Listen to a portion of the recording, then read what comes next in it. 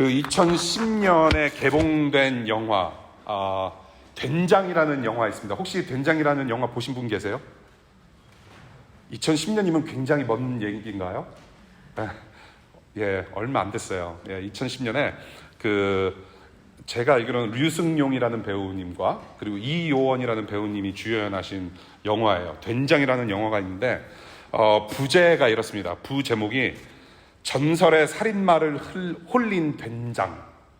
예, 전설의 살인마를 홀린 된장이라는 부제가 있고요.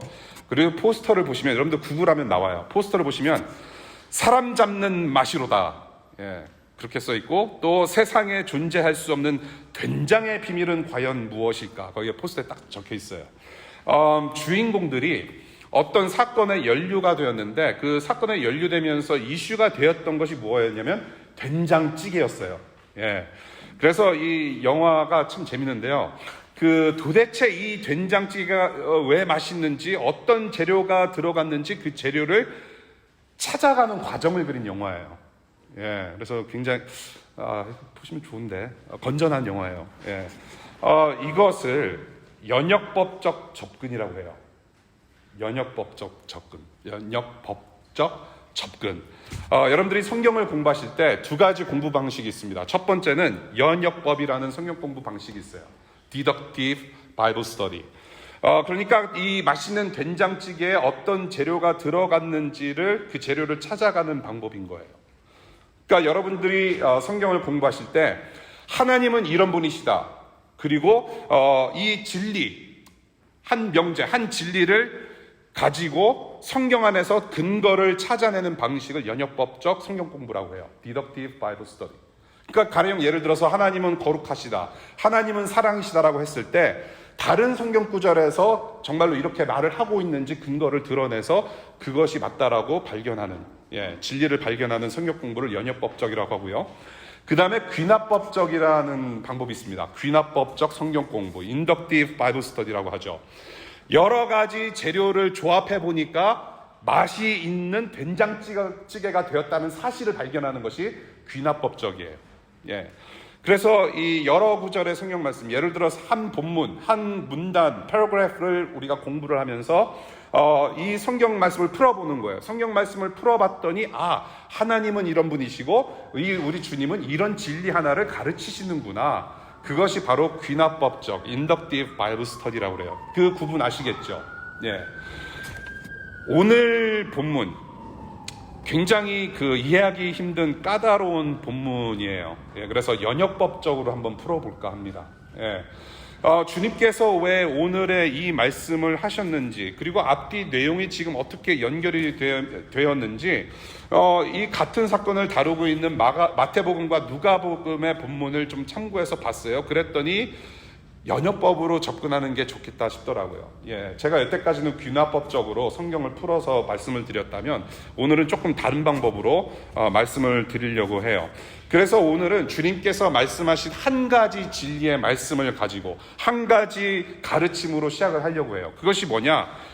50절이에요. 오늘의 가르침, 오늘의 핵심, 오늘의 결론은 50절에 나와 있어요. 주님께서 이미 하신 말씀, 서로 화목하라 라는 말씀으로 말씀을 좀 풀어가려고 해요. 서로 화목하라. Be at peace. Keep the peace.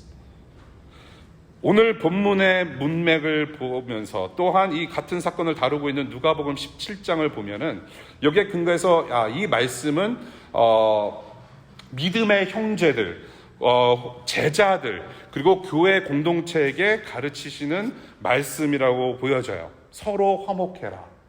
Be at peace, keep the peace. 서로 화목하라. 어떻게 화목하라 하시는지 구체적으로 오늘 본문을 통해서 살펴봅니다. 첫 번째, 38절부터 41절 볼게요. 38절부터 41절까지. 특권 의식을 버리라. 특권 의식을 버려라. 요한이 등장합니다. 사도 요한이 등장해요. 어떤 사람이 주님의 이름으로 귀신을 쫓습니다. 그 귀신 쫓는 일을 하지 못하게 했다라고 예수님께 달려와서 보고를 해요. 왜? 우리를 따르는 사람이 아니기 때문에 막았습니다 라고 얘기합니다. 여기서 의문이 들어요. 자, 귀신을 쫓는 그런 능력이 있어요. 어떤 사람한테. 근데 그 당시에 과연 아무나 귀신을 내쫓을 수 있는 능력이 있었을까요? 예. 지금 무당을 얘기하는 걸까요? 어떤 사람을 얘기하는 걸까? 의문점이 든다라는 거죠. 제자가 아닌 사람이, 예수를 따르는 사람이 아닌 사람이 예수 그리스도의 이름으로 기적을 베푸는 게 가능했을까라는 의문이 드는 거죠. 제자가 아닌 사람이, 예수 그리스도를 주로 따르지 아니하는 사람이 기적을 베푸는 것은 불가능했을 거라고 생각이 돼요. 당연히. 예. 고린도 전서 12장 3절을 보면 이런 말씀이 있어요. 하나님의 영으로 말하는 사람은 아무도 예수는 저주를 받아라 라고 할 수 없고, 또 성령을 힘입지 않고서는 아무도 예수는 주님이시다 라고 말할 수 없습니다 라고 바울이 가르쳐요. 그러니까 이게 뭐냐면은 추측하건대 이 12명의 제자 외에도 사실은 70명의 제자가 더 있었어요.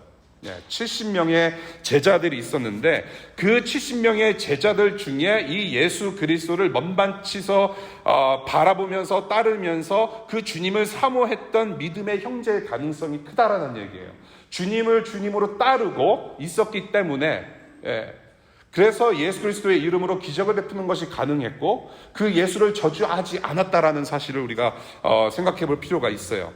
그러니까 주님께서는 어떻게 말씀하시느냐, 자기 이름으로, 예수 그리스도의 이름으로 기적을 행하는 사람은 자기를 저주하는 사람이 아니고 한 팀이다 말씀하시는 거예요. 한 팀이다. We are one team, same team. 자, 지금 그런 상황인데 이 사도 요한이, 제자 요한이 지금 무슨 마음으로 주님께 달려와서 이런 이야기를 했을까요? 도대체 어떤 마음으로 이런 보고를 했을까? 자, 여러분들 기억나시죠? 변화산 사건 직후에 어떤 사건이 있었습니까? 우리 주님께서 제자 3명을 데리고 산에 올라가셔서 트랜스피규어 된 사건이 있었어요. 그리고 나서 그 영광에 머물지 아니하시고 산 밑으로 내려오셔서 어떤 일이 벌어졌습니까? 귀신 들린 아이를 중심으로 해서 논쟁이 벌어졌죠. 제자들이 어떻게 했습니까? 귀신을 고친 게 아니죠. 귀신 쫓는 아이를 고쳤습니까? 귀신을 내쫓았나요? 아니요, 못했어요. 자, 귀신 들린 아이를 고쳐주지 못한 제자들.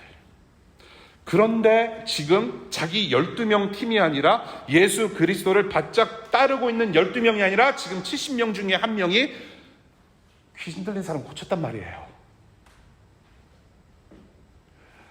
메이저 리그가 아니라 마이너 리그에서 지금 기적을 베푸는 거예요. 그러했으니 지금 요한과 제자들은 창피했을 거란 말이에요. 이게 좀 쫀심 상하는 일이거든요. 이 12명이 예수님을 바짝 따르고 다녔는데 정작 기적을 베푼 것은 저 밑에는 후배들이란 말이에요. 자신의 위치가 흔들리고 자신들의 입지가 흔들릴 수 있다는 생각을 했을 거예요. 흔들릴 것이다. 흔들린다. 좀 뭔가 불안하다. 그래서 지금 요한이 한 말을 들어보십시오. 지금 이 귀신 쫓는 제자, 이 귀신 쫓는 사람을 어떻게 설명합니까? 우리를 따르는 사람이 아니다라고 표현을 해요. 우리를 따르는 사람이 아니다. they라고 표현을 해요. same 팀인데 they. wenes와 theyness예요. youness와 Ines예요. 이것을 갈라놔요. 벽을 세우고 있어요.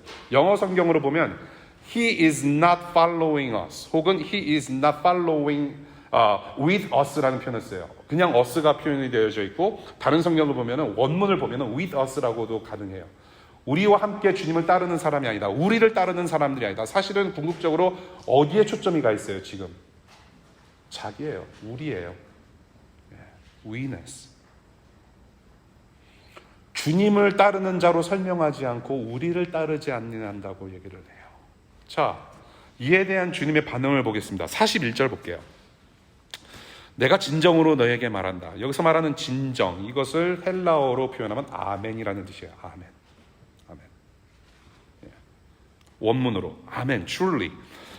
너희가 그리스도의 사람이라고 해서 너희에게 물 한 잔이라도 주는 사람은 절대로 자기가 받을 상을 잃지 않을 것이다 라고 말씀하세요. 이게 주님의 반응이에요. 자, 37절에 뭐라고 말씀하신 적이 있나요? 예수 그리스도의 이름으로 어린아이 한 명한테 어린아이를 영접하는 것이 곧 자기를 영접하는 것이고 하나님을 영접하는 것이다. 어린아이를 영접하라. 이렇게 말씀하셨음에도 불구하고 요한과 제자들은 이 주님의 이름으로 귀신 쫓는 사람에게 주님의 이름으로 수고했다 물 한 잔 건너주지 않았다는 얘기죠. 예, 야, 너 수고 많다. 야, 내가 못했는데 그래도 너는 하니까 참 감사하네. 물 한 잔 떠주지 않았다는 얘기예요. 지금 요한과 그 제자들은 지금 심각한 착각에 빠진 것 같아요. 예, something is not right. 제자들에게 한 사람이라도 환대로 섬기라 하신 그 섬김의 부르심을 지금 제자들은 무엇하고 있습니까? 그 부르심 가지고 배제의 특권을 누리고 있어요. 남을 배제하는 특권 의식을 부리고 있는 거죠. 특권 의식으로 자신들의 우월감을 드러내려고 하는 모습이 보여요. 이게 지금요 어떤 상황이냐면, 여러분들 옛날 속담에 한국말 그 세잉 중에 안에서 새는 바가지 밖에서도 샌다라는 말 알지요? 아시죠? 예. 안에서도 새는 바가지 밖에서도 샌다. 정말 그래야 맞는 거예요. 그렇죠? 예. 그 이치에 맞아요. 지금 그런 상황인 거예요. 지난주 본문에 제자들이 뭐 했습니까? 무슨 짓 했어요? 우리 주님은 야, 내가 곧 죽을 것이고 부활할 것이고 승천할 것이다. 자신의 고난받음을 예고하셨어요. 그런데 그 앞에서 주님을 따르는 제자들이 무슨 짓 했어요? 누가 첫째냐 논쟁했단 말이에요. 예. 제자 공동체 안에서 누가 첫째냐 자신들의 쫀심을 내세워서 특권의식, 우월감을 가지려고 했던 이 제자들, 지금 이 12명의 제자팀 외에 그 아닌 제자들을 향해서도 같은 마음으로 지금 얘기하고 있는 거예요. 예. 자신의 우월감, 자신의 특권의식, 내가 첫째다. 12명 팀 안에서도 그랬는데 밖에서 지금 그러한 마음들이 좀 쏟아져 나오고 있는 거죠. 우리를 따르는 자가 아니다. 우리를 따르는 자가 아니다. 우월해요. 특권의식이 있어요. 내가 남보다 우월하다는 특권의식 버리고 섬기라. 나는 물 한 잔 받을 만하다는 어떤 특권의식을 버리고 오히려 물 한 잔을 건네어서 어깨동무해주는 섬김은 어떨까? 특권의식. 수천 불을 투자해서 해외 선교 봉사 나가요. 예, 열심히 펀드레이징하고 카와시도 하고 막 세이빙스 어카운트에서 돈 털어다가 우리는 선교 봉사를 나갑니다. 해외 선교 봉사 나가요. 예, 굉장히 중요한 일이에요. 우리가 팬데믹이 좀 종식되고 좀 안정되면 우리가 계속해서 또한 신경 써야 될 부분이죠. 우리가 아까도 2020년 3월 8일 주보, 2년 전 주보, 팬데믹 터지기 직전에 주보를 발견했어요. 예, 거기에 뭐라고 있었냐면 과테말라 선교봉사 광고가 나갔고 또 뭐죠? 어디죠? 뉴질랜드 이민교회 섬기는 거 광고가 나가고 나서 그게 저희의 마지막 대면 예배가 된 거예요. 저희가 수천 불씩 들여서 많은 액수를 동원해서 많은 에너지를 동원해서 우리가 세계 해외 선교봉사 나가는 거 해야 돼요. 그런데 우리 주변을 둘러보면요, 나랑 좀 껄끄러운 사람이 있단 말이에요. 해외에 나가지 않아도 예수 그리스도의 이름을 들어야 할 사람이 분명히 주변에 있단 말이에요. 적어도 우리 교회 공동체 지금 오늘 굉장히 많은 분들이 오셨거든요. 오늘 만약에 처음 뵙는 분이라면, 소그룹 안에서 처음 만난 분이라면 함께 20불 정도 투자해서 같이 밥상 잔치 나누는 것은 어떨까라는 생각을 좀 해봐요.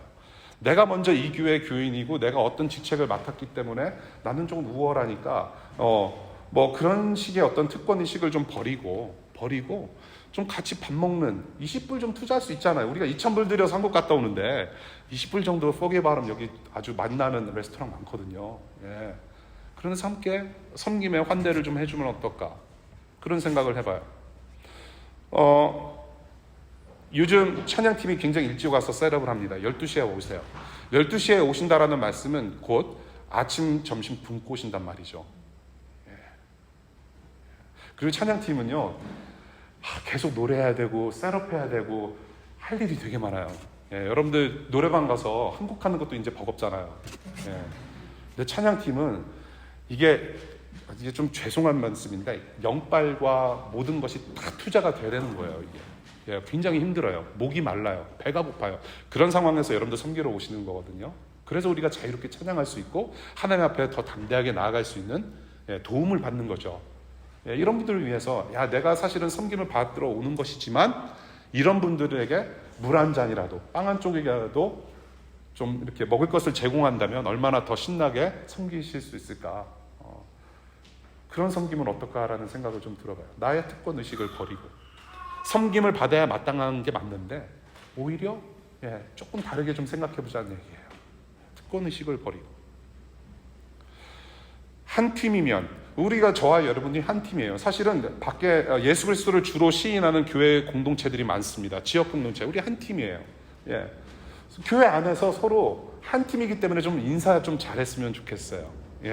적어도 처음 오신 것 같아요. 처음 뵙겠습니다. 그런 인사할 수 있잖아요. 여러분들 직장 가서 혹은 손님을 만날 때 인사 잘하시잖아요.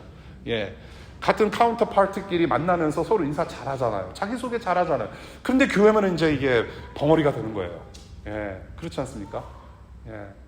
한 교회 공동체로 모여서 함께 예배하고 함께 말씀을 나누고 함께 시간을 나누는 이 귀중한 사람들이 모인 이 여기에서 우리가 먼저 특권의식 버리고 우리의 타이틀 떼고 같이 좀 인사하고 그런 따뜻함을 함께 공유하는 그런 교회 공동체가 되었으면 좋겠다는 생각을 해봐요.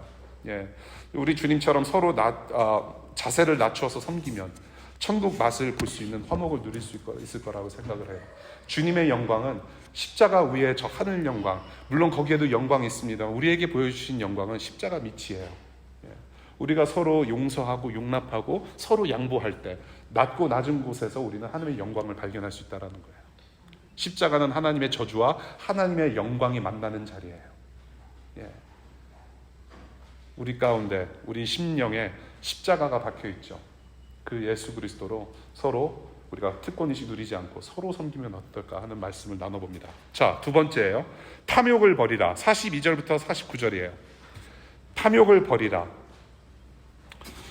이 42절 보면요, 나를 믿는 이 작은 사람들 가운데 하나라도 죄짓게 하는 사람은 차라리 수장되는 게 낫다.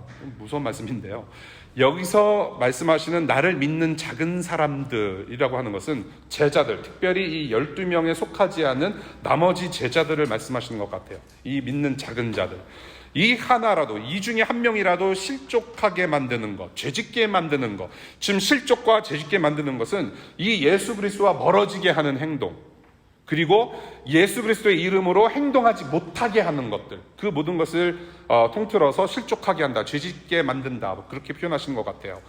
이렇게 실족하게 하고 죄짓게 하는 자들은, 믿는 자들을 실족해 하고 죄짓게 하는 자들은 어떻게 하는 게 낫겠다? 맷돌을 메고 바다에 그냥 수장돼 버려라. 손과 발과 눈이 죄짓게 하면 찍어버리고 천국 가는 게 낫다라고 말씀하세요.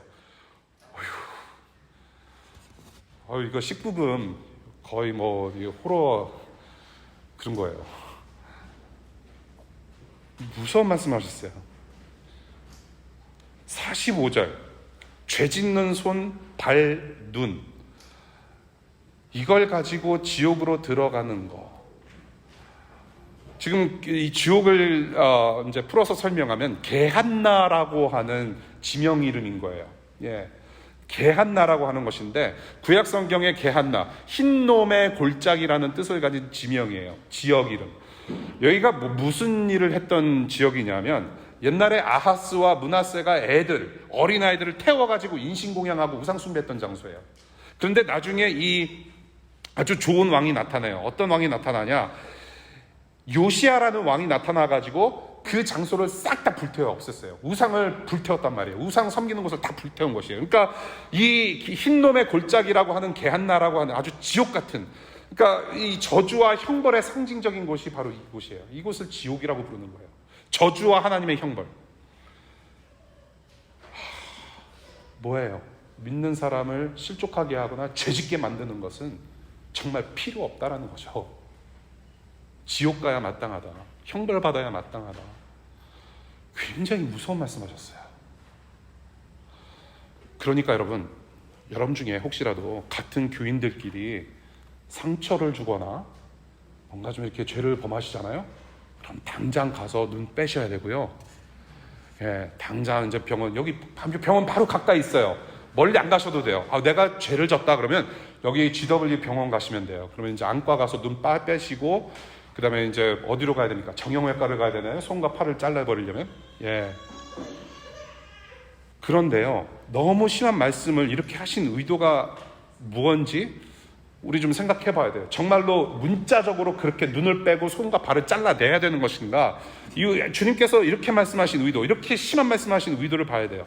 여러분, 물론 천국은 죄는 못 들어가요. 죄인은 못 들어가요. 죄와 죄의 도구까지 되는 것들은 천국에 있을 만한 곳이 없다. 있을 만한 자리가 없다. 물론 그렇게 말씀하세요. 동시에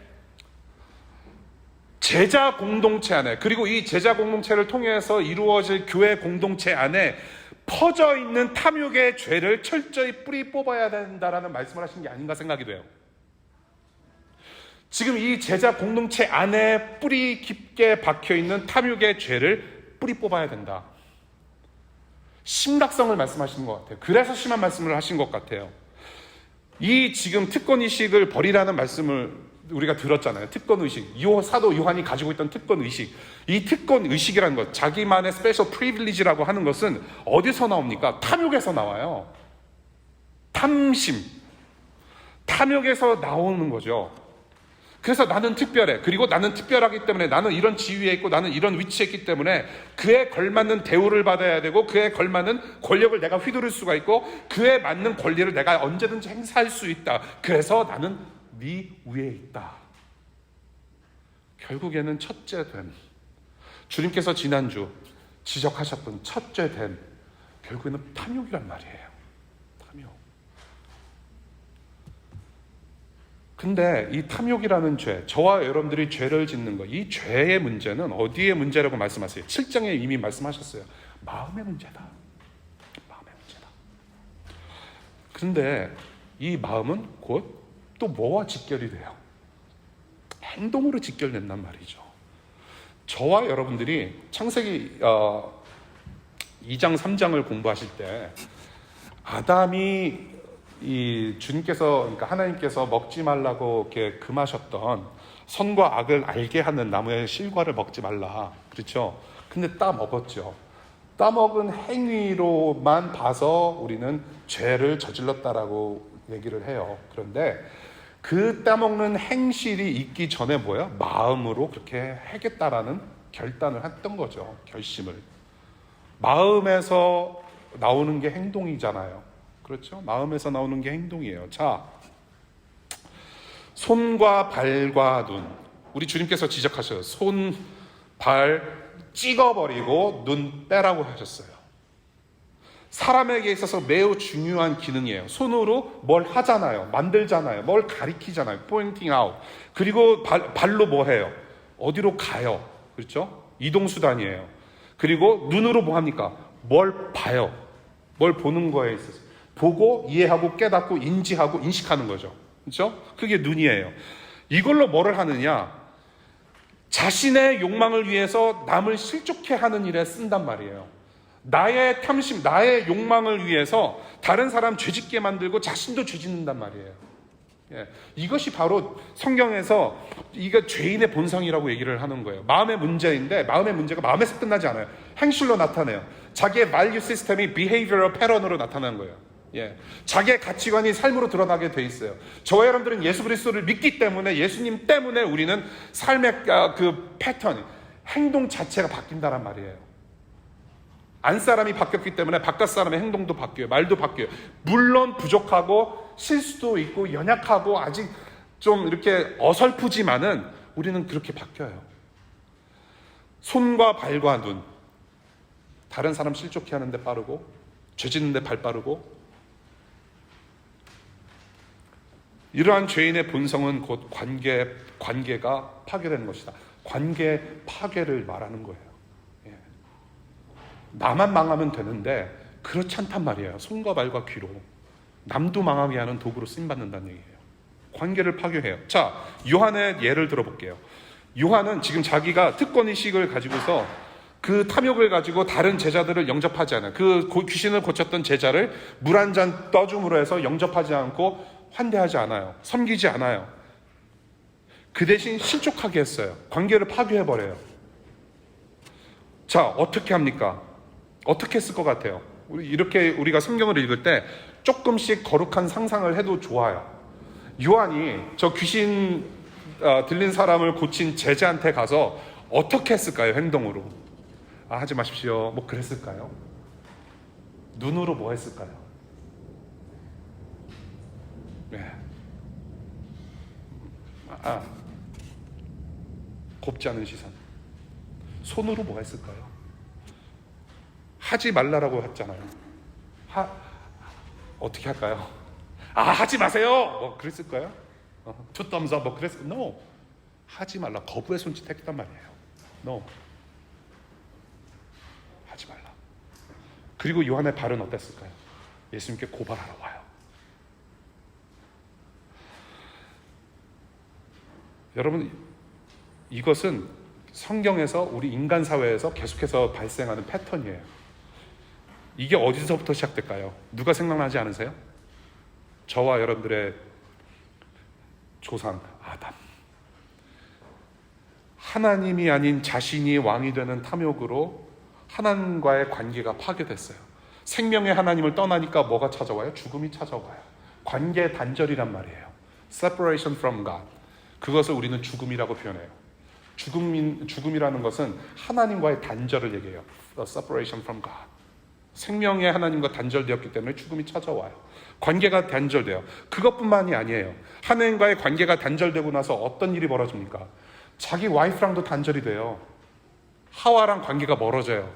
그래서 아담이 어떻게 합니까? 하나님과의 관계가 단절되고 나서, 죄를 짓고 나서 어떻게 해요? 자, 하와를 사랑의 눈으로 쳐다보지 않고 어떻게 합니까? 적대의 눈으로 변해요. 적대의 눈. 원망하는 적대의 눈. 하나님께서 따먹지 말라라고 하신 명령을 어겼어요. 그런데 하와가 먼저 어겼단 말이에요. 그것을 아담이 보고 어떻게 했을까요? 이거 표현이 안 돼요. 아무튼 여러분들 주로 하시는 거 있잖아요. 남 부부. 아닌가요? 저만 그런가요, 집에서? 뭐 그런 거 있잖아요. 원망하는 눈빛, 적대하는 눈빛. 그리고 손으로는 뭐를 했을까요? 주님께서 보내주신 저 여자가 이렇게 만들었습니다. 손가락질 했단 말이에요. 손가락질. 발로는 뭐 했을까요? 하나님 앞에 회개하러 나오지 아니하고 도망갔어요. 숨었어요. 그것이 아담의 모습이었어요. 그리고 그것이 인간 역사의 패턴이 되어버렸단 말이에요. 저와 여러분들의 일상이란 말이죠. 관계를 파괴해요. 관계를.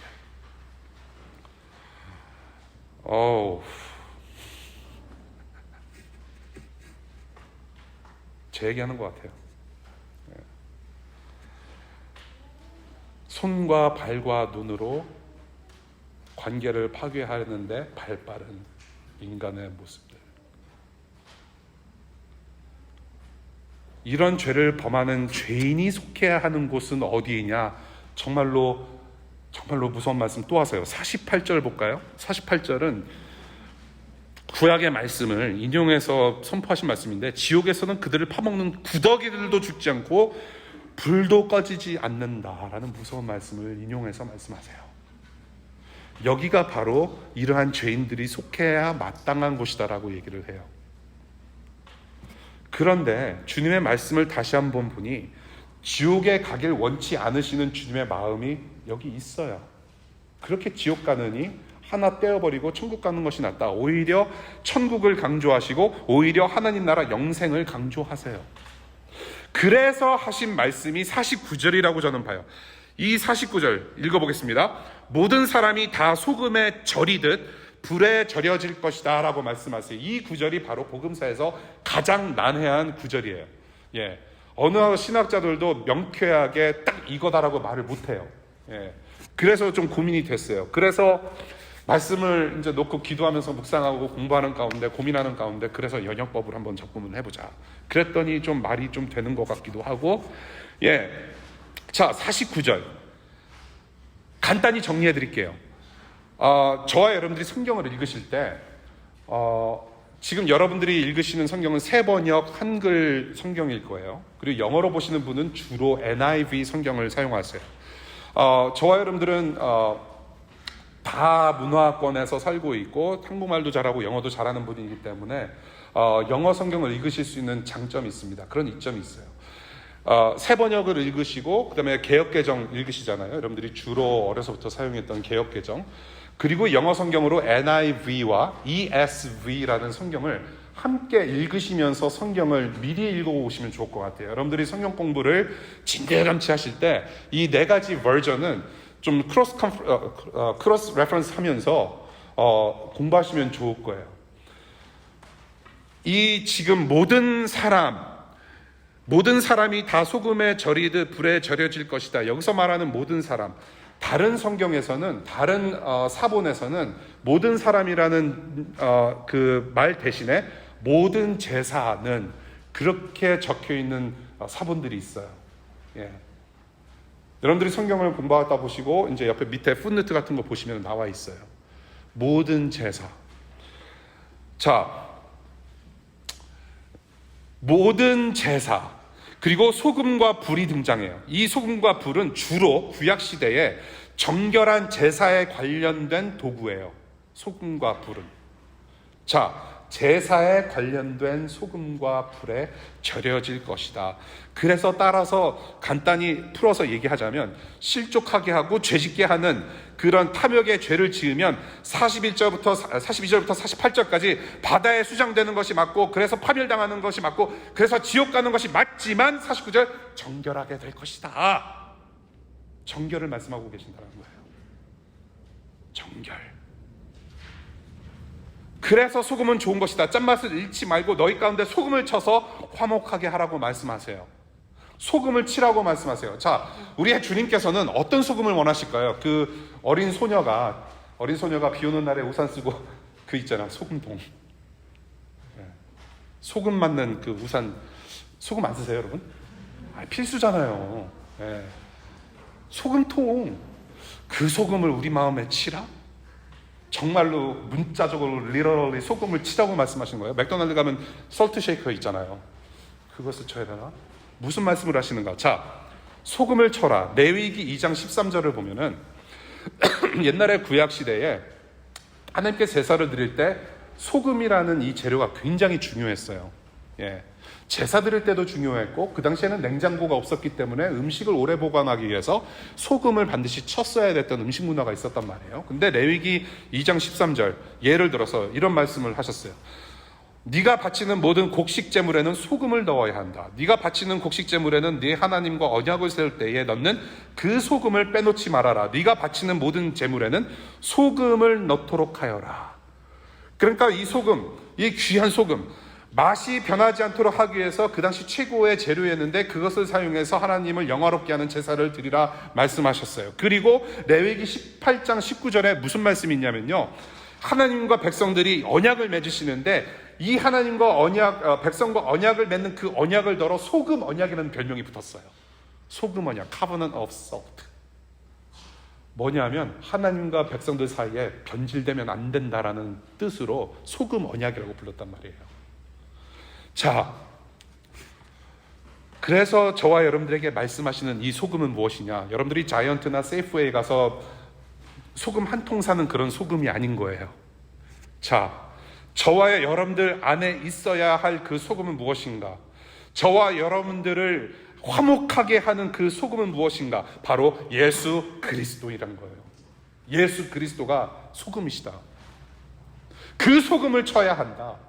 So be at peace. Keep the peace.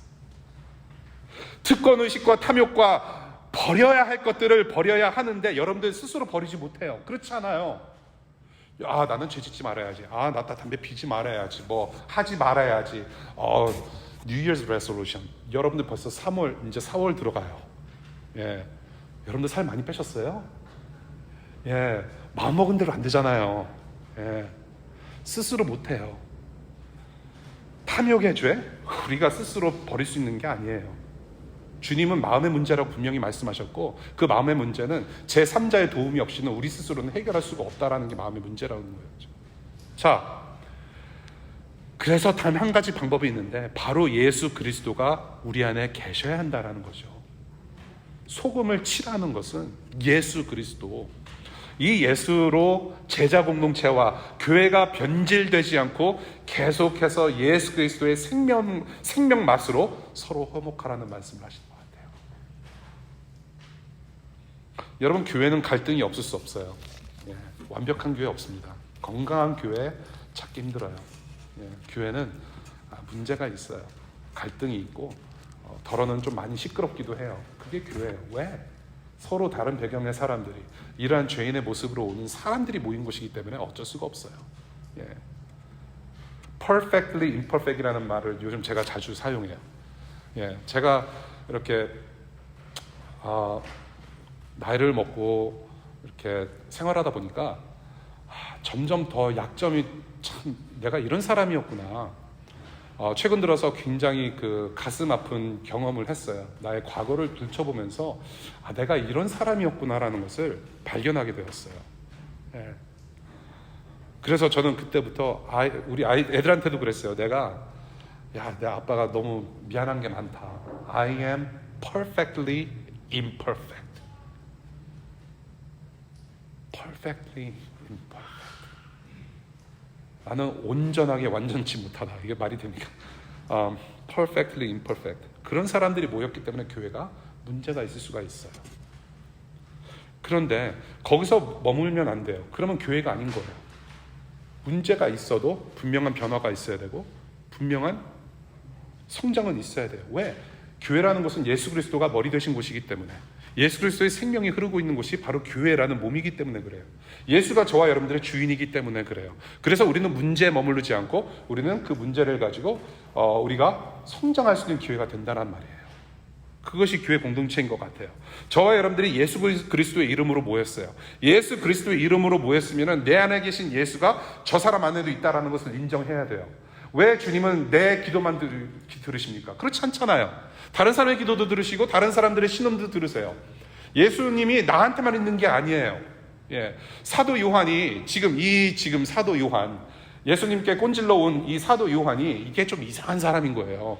예, 요한 복음을 쓰셨거든요. 이 사도 요한께서. 근데 요한 복음에서 가끔 가다가 나오는 그 아주 재밌는 대목이 있는데 뭐냐면 주님께서 사랑하시던 제자, 그런 표현이 나와요. 근데 누군가 하고 자세히 봤더니 자기 얘기하는 거예요. 자기가 착각하면서 그렇게 살아왔던 거예요. 그리고 요한의 어머니 누구예요? 치맛바람의 대가 아니에요? 나중에 뭐라고 얘기해요? 자기 아들 둘이 있는데 요한하고 야고보가 있는데 우리 주님께서 왕이 되시면 누구를 자리에 앉히시고 우리의 두 아들을 좀 이렇게 세워주십시오. 아주 이상한 집안에서, 이상한 집안? 죄송합니다. 예. 그런 배경에서 자란 사람이란 말이에요. 내가 지금 왜 이런 얘기를 했지? 예. 아무튼 imperfect해요. 교회는 온전치 못해요. 문제가 있어요. 착각이 있어요. 특권의식도 있어요. 근데 거기서 머물면 안 된단 말이에요. 예수님께서 주인이시고 예수님께서 우리의 머리가 되시기 때문에 우리는 성장해야 돼요. 여러분, 저와 여러분들이 함께 주님 닮아가는 구원의 과정에서 우리 안에 계신 예수 그리스도의 능력으로 조화를 이루면서 함께 성장하는 그런 화목을 이루실 수 있기를 바라요. 예. 그래서 우리를 스스로를 가족이라고 부르는 거죠. 천국 가족이다. 교회는 가족인 거예요.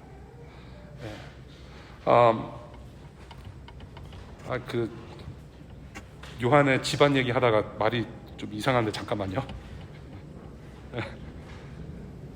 맞아요. 그러니까 다시 이제 리와인드 잠깐 돌릴게요. 그 얘기를 하고 싶었어요. 자기만 사랑한다. 주님께서 자기만 사랑한다는 착각은 할 수 있어요. 사도 요한처럼.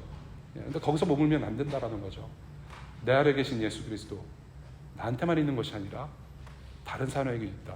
그것을 볼 줄 아는 연습이 필요한 것이 바로 교회이고, 그것을 우리가 계속 추구해야 된다는 거예요. 내 안에 계신 예수, 저 안에도 있다는 거. 그러면서 우리가 화목을 이루어간다. 구원의 과정 속에 있는 우리가 그 예수 그리스도로 말미암아 화목하게 되어진다. 자, 그래서 그런 연습을 해야 밖에서도 화평의 메신저로 우리가 사명을 다할 수가 있어요. 그래서 우리가 교회로, 우리가 세상에 나가서 우리가 화목을 추구하고 평강의 하나님을 선포하고 그 평강을 살아내는 그런 메신저로서의, 브리지로서의 역할을 감당할 수 있을 거라고 생각해요. 여러분들 식당 가서 소금 쳐서 드시잖아요. 여기서 한국말 조심해야 돼요. 소금 쳐먹잖아요. 그러면 큰일 나는 거예요. 그렇죠? 쳐서 드셔야 돼요. 한국말은 잘해야 돼요. 소금을 쳐서 드실 때에, 식당의 소금은 커피숍 간다고 해서 설탕으로 변하는 거 아니에요. 한 번 소금은 영원한 소금인 거예요. 교회 안에서 우리가 소금짓을 하면 밖에서도 소금짓 할 수 있어요. 안에서 새는 바가지 밖에서도 새요. 안에서 우리가 화평을 이루어갈 때 밖에서도 우리는 화평을 이룰 수가 있어요. 안에서 화평하지 않고 안에서 문제 있는 사람들과 함께 어울려 다니면서 문제를 일으키고 거기서 끝난다면 밖에서도 마찬가지란 말이에요. 그것은 교회가 아닌 것이죠. 우리가 예수 믿는다 하면서 주님의 모습은 온데간데 없고 가족같이 화목하지 않는 모습 보면서 다른 사람들이 어찌 복음이 들려져요. 우리가 예수 그리스도를 귀중하게 여기지 않는데, 우리가 예수 그리스도의 이름을 존귀하게 여기지 않는데 어떻게 다른 사람들이 우리 모습을 보고 예수님을 존귀하게 여기겠습니까? 우리가 복음을 너무나도 쉽게 여기고 우리가 복음을 우리가 귀중하게 여기지 않는데 다른 사람이 복음을 귀중하게 여길까요? 안에서 새는 바가지 밖에서도 반드시 새야 한다. 저는 이 진리를 믿어요. 교회의 모습. 서로 화목하라. Be at peace. Keep at peace. 말씀 우리가 정리합니다. 앞으로 교회를 세우고 또 교회를 섬기게 될 제자들이지만 아직도 첫째되고픈 그 욕심에 가득 찬 제자들, 그리고 지금의 교회들에게 소금이신 예수로 하나 되어서 특권 의식과 탐욕을 버리고 그것으로 실족하게 하지 말고 죄짓게 하지 말고 서로 화목하라. 그렇게 정리할 수 있을 것 같아요. 여러분들, 우리가 각자 가정에서 경험하시는 것들이 있죠. 특별히 시블링 있는 집안, 시블링이 없어도 부모님하고 티격태격도 하고 그렇게 우리가 자랐잖아요. 그렇죠? 여러분들 자기가 태어나면서 내가 깐난애기 때부터 우리 지금 노아도 저기 있지만은 우리 저기 샬롯도 있고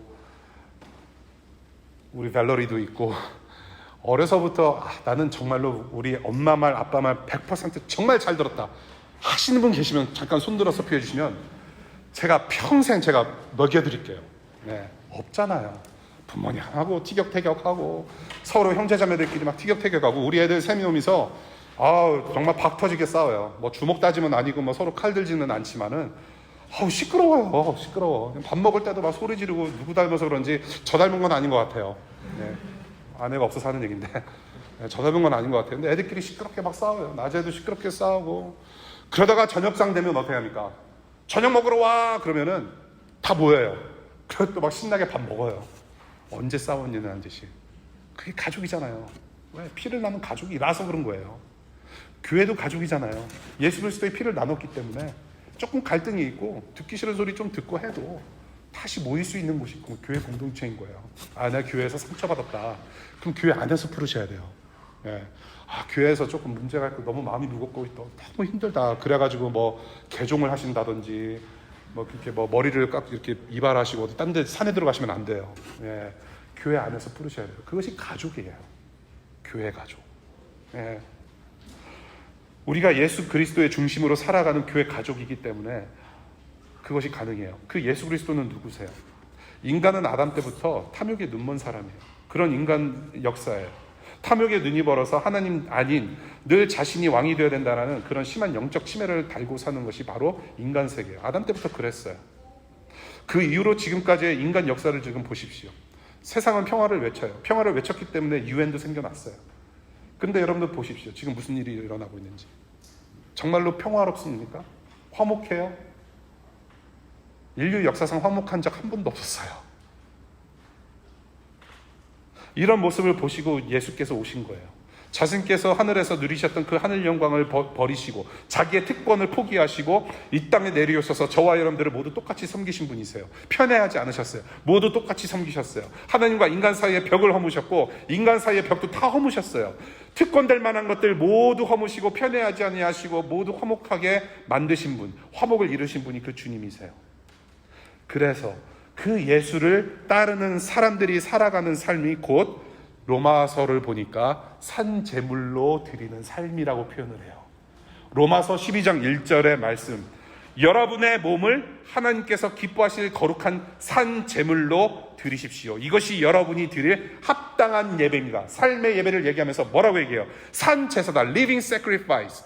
예수 그리스도께서는 죽은 제사로 하나님께 바쳐졌지만 여러분은 그 예수라는 소금 때문에 살아있는 제사로 삶의 예배를 드리라 바울이 말씀하세요. 산 제사예요.